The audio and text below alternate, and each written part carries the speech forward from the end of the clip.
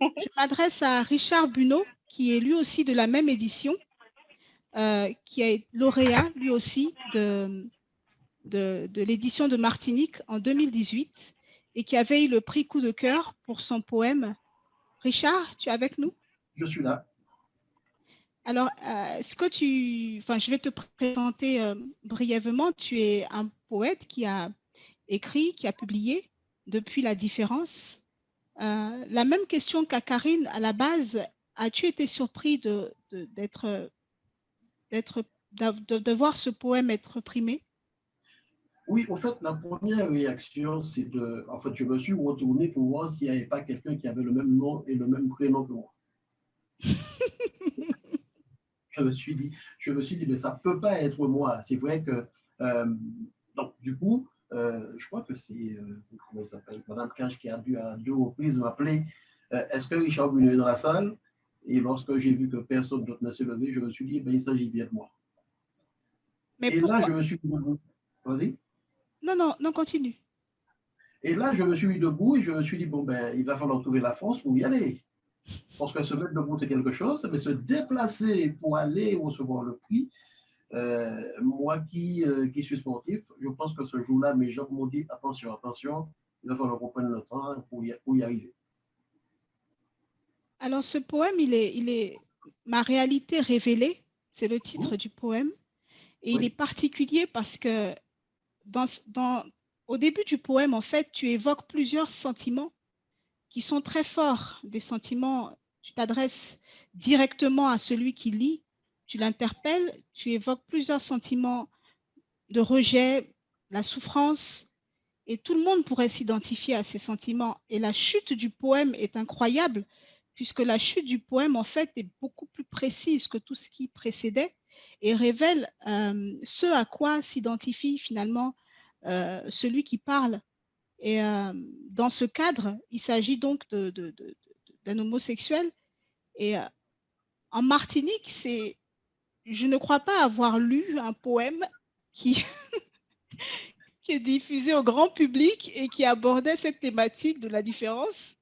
Et comment t'es venue l'idée? Parce que la première, certains pourraient se dire, mais est-ce que c'est du, on ne rentrera pas dans les détails, mais jusqu'à quel point as-tu abordé l'intimité de celui dont tu te fais le porte-parole dans le poème? oui, en fait, comment ça s'est passé? J'ai un ami qui, un jour, il vient me voir, mais désolé, comme pas possible, hein. Il me dit, Richard, mais j'ai du mal à croire à ce que mon fils vient de me dire. Alors, pour moi, c'est quelque chose de. Alors, je lui dis, ben, vas-y, vas-y, si je peux t'aider, vas-y. Et il me dit que mon fils m'a déclaré ouvertement son homosexualité. Bon, c'est vrai que pour ceux qui connaissent un petit peu les coutumes martiniquaises, l'homosexualité est tabou, totalement tabou en Martinique. Et pour lui, le ciel lui tombait sur la tête. Euh, Comment faire face déjà à son fils? Comment trouver les mots pour lui dire son désaccord parce qu'il n'était pas d'accord du tout. Et en même temps, c'est son fils. A-t-il le droit de le rejeter? Donc, du coup, à partir de là, je me suis dit, mais non, mais c'est vrai que c'est pas évident. Une nouvelle qui tombe comme ça pour un père, pour une mère, je pense que c'est quelque chose d'assez terrible. Après, il faut rebondir, il faut tomber sur ses jambes et se dire que c'est son enfant. Et en aucun cas, pour aucune raison, on a le droit de le rejeter. Mais ça, Donc, du coup, c'est dans oui, le contexte de la société martiniquaise oui, où dans certains milieux, l'homosexualité pourrait être tabou, mais toi, tu aurais pu faire un poème sur, sur les sentiments du père. mhm. Pourquoi avoir abordé les sentiments du fils? Alors, Et comment as-tu pu les aborder? la chance que j'ai, c'est que je peux entrer dans mon personnage, dans un personnage, et ressentir ce qu'il ressent et le retranscrire. Et je me suis dit, mais non, mais si moi, un jour, je prenais la décision de dire à mon père, à ma mère, à mes frères que je suis homosexuel, euh, quelle aurait été leur réaction? Et la page blanche m'inspire énormément. Je me suis penché dessus et je me suis mis à écrire. Il prend son courage à deux mains. Parce qu'en fait, pour le dire, il faut prendre son courage à deux mains. La réaction, on la connaît. On sait comment ça va se passer. Il y a même de ceux qui ont été mis à la porte carrément. Donc, je me suis dit, j'espère qu'à travers ce poème-là, certains vont trouver la force qu'il faut pour le dire. Parce qu'en fait, souvent on dit, pour vivre bien, il faut vivre caché. Mais là, je me suis dit, mais non, mais s'il a osé dévoiler ce qu'il assume son homosexualité, et d'autres pourraient le faire, on peut ou pas cautionner, mais il est homosexuel. Que va-t-on faire face à cela? Et je pense que le message a d'autant plus de force puisque finalement, il n'est basé que sur l'empathie. Puisque tu n'as pas d'intérêt personnel à le faire. C'est une empathie d'action. Ce qui m'interpelle là, par contre, c'est concrètement quand tu te mets devant le clavier ou le papier et que tu commences à écrire, comment ça se passe dans ton intimité de poète? Est-ce que tu fais des recherches avant sur des témoignages de coming out d'homosexuels? Comment ça se passe? Non, en fait, ça vient tout seul. Au moment où j'écris, je suis homosexuel. D'accord. Au moment où j'écris, je suis homosexuel. Donc, je me mets dans la peau de l'homosexuel et je me dis, mais qu'est-ce que je ressens? Qu'est-ce que je ressentirais si je disais ça à mes parents? Et ça commence à sortir. Alors, c'est pour ça que je dis souvent que je m'incline devant l'inspiration. Lorsque ça a commencé à sortir, ça a été un jet de traits. Parce que je me rappelle la réaction que j'ai eue en lisant ce poème, je me suis dit, mais c'est un coming out. Alors, pour ceux qui ne le savent pas, le coming out, c'est ce moment clé dans la vie des LGBT où ils doivent, ils trouvent le courage de le révéler et voilà. Oui. Et je me rappelle que j'ai eu ce sentiment et ce poème en cela est extrêmement fort. Pourquoi avoir choisi le fait d'interpeller celui qui lit? Ça aurait pu être un poème où il y avait une confidence, où le concerné se parlait à lui-même. Pourquoi avoir décidé d'interpeller directement le lecteur comme s'il était le père de cet enfant? Oui, parce qu'en fait, si tu veux, le regard extérieur, le regard qu'on porte sur cette personne, elle peut, mais c'est pire quelquefois qu'un coup de fusil, c'est pire quelquefois que... C'est simplement pour dire à ce lecteur, à cette personne qui a le regard sur l'homosexuel, simplement pour lui dire, mais avant tout, c'est un être humain, avant tout. Bon, après, son orientation sexuelle, il accepte de... Bon, est-ce qu'on a le droit d'empêcher, ça c'est ma question, ça n'engage que moi, a-t-on le droit d'empêcher à quelqu'un d'avoir une orientation sexuelle et de l'assumer?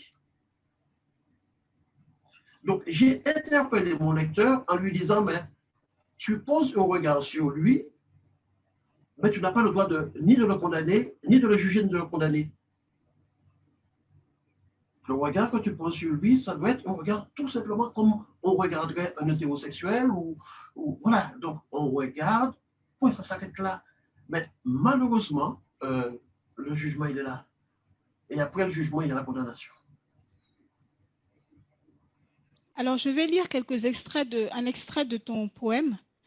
Alors, juste avant de lire, oui? Ce qui m'a beaucoup amusé à un moment donné, c'est que ça a fait le tour. Hein. Ça a fait le tour disant que Richard Denis est homosexuel. Et donc non, mais après, je dis ben, que chacun, moi je sais qui je suis, chacun assume ses choix. Donc c'est vrai que, alors je lui ai dit, mais malheureusement, vous n'avez pas bien lu le poème, parce qu'il commence ainsi, il prend son courage à deux mains. Voilà. Mais je veux souligner tout de même que, et je l'avais écrit aussi, c'est que Victor Hugo, quand il parle de Fantine, il n'est pas une enfant abandonnée par sa mère chez des maltraitants. Donc, je pense qu'on rentre même dans l'essence même de l'écriture poétique, qui est celle de traduire la situation, le sentiment aussi de l'autre. Alors, je vais lire un extrait de ton poème. D'accord. Je coupe le micro. Oui, merci. Je veux, dit-il, vous parler de mon homosexualité. Je ne m'attends pas à être plébiscité ou encore félicité. À vos yeux, je ne jouirai certainement pas d'une grande notoriété. Votre regard me dit que vous êtes attiré, ulcéré, énervé. Si les mots pouvaient s'échapper de votre bouche, vous m'auriez traité de PD. Sachez que mon esprit a atteint une telle maturité, je vous dirai ce que je pense en réalité. Le bonheur se vit de manière ponctuelle et aussi dans la longévité, mais aussi dans la fidélité et l'honnêteté. Mon amour pour mon bien-aimé atteindra des sommets très élevés. Trop longtemps, il fut bâillonné, comprimé, compressé, étouffé. Cessons de dire et de croire que pour vivre bien, il faut vivre caché. Aujourd'hui, je prends mon courage à deux mains pour dire que mon homosexualité n'est pas une fatalité. Donc, c'est Richard Buneau. Alors, Richard, tu as écrit un recueil suite à la publication de ce prix et qui s'appelle Ma Ma réalité. réalité. Mhm. Alors, pourquoi avoir choisi ce titre pour ton recueil? Alors, je te surprendrai parce que le titre, je ne sais même pas à quel moment je l'ai choisi. Je ne sais pas. Lorsque j'ai reçu, puisque le manuscrit il est allé chez mon éditeur Gédocre, et lorsqu'il m'a renvoyé le corrigé, j'ai vu qu'il y avait le titre avec. Aussi bizarre que ça paraisse. Et je me suis dit, mais oui, mais c'est ma réalité. Parce qu'en fait, les textes qui sont dedans, c'est du réel. C'est du réel. Euh, J'interpelle sur plusieurs points, la violence, la souffrance, l'espérance, la cocaïne, c'est-à-dire des faits de société, l'esclavage et tout ce qui s'ensuit. Et qu'on le veuille ou non, chacun va trouver son compte dedans. Il y a forcément un texte, en lisant ma réalité, il y a forcément un texte qui va nous interpeller, nous permettre en quelque part de rentrer en nous-mêmes et de, pourquoi pas, réagir face à certaines situations. Donc, toi, tu optes pour une poésie qui est active, en fait, qui Oui, est au fait, là, dans l'action et dans l'analyse sociétale. tout à fait, tout à fait. Je crois que mon éditeur m'a traité d'auteur indiscipliné. C'est parce que il a eu du mal à me classer quelque part parce que ce ne sont pas des poèmes qui chantent. Non. Ce ne sont pas des poèmes qui chantent, ce sont des poèmes qui vont interpeller le lecteur sur des faits de société, sur des choses qui, tout un chacun, nous voyons ce qui se passe, mais très peu nombreux sont ceux qui vont peut-être oser lever le doigt et le dire.